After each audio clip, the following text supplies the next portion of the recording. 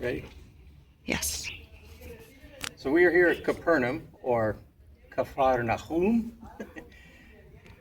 And in Matthew 17, you have the story of Jesus saying, hey, go into the water, go get a fish, and out of that fish, out of its mouth, you'll get a coin to pay the taxes. All right? So here, at this place as well, I'm going to give you another story, and you're going to understand exactly what Jesus was talking about. I'm going to be taking this one from Luke 20, starting at verse 20, and it says, so they, the Pharisees, watched him, Jesus, and sent spies who pretended to be righteous. Now, here some of the other versions in Mark and Matthew call them Herodians. I'll get to that. That they might seize him and grab him on his words in order to deliver him to the power and authority of the governor Pilate. Then they asked him, saying, Teacher, we know that you say and teach rightly. You do not show personal favoritism, but teach the way of God in truth.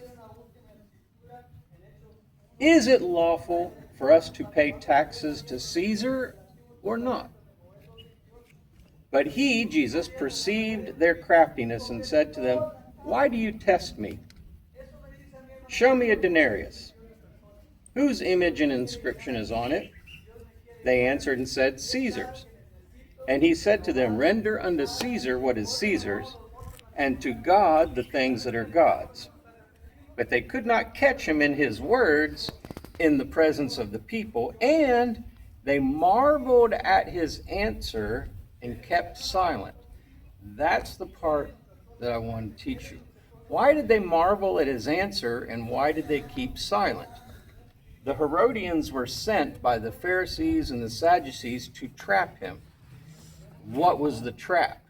They had the perfect plan, the perfect trap. The trap was, if he answered yes, you have to pay taxes to Caesar, they'd get him. And if he answered no, then they'd get him. How? Here we go.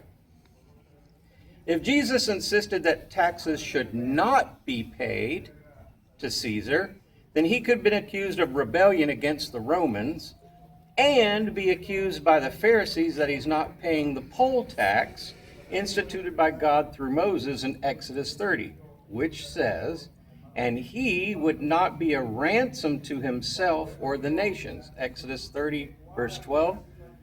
When you take a census of the sons of Israel to number them, each one of them shall give a ransom for himself to the Lord when you number them, so that there will be no plague among them when you number them. So if he would have said, no, you don't have to pay taxes to Caesar, he would be violating that law of Moses. Let's look at the other one. If he said, yes, you should pay taxes to Caesar, then he would legitimize Rome's controversial rule over the Jewish people and proclaim Caesar as God, which would forfeit his claim to be God sent from the Father.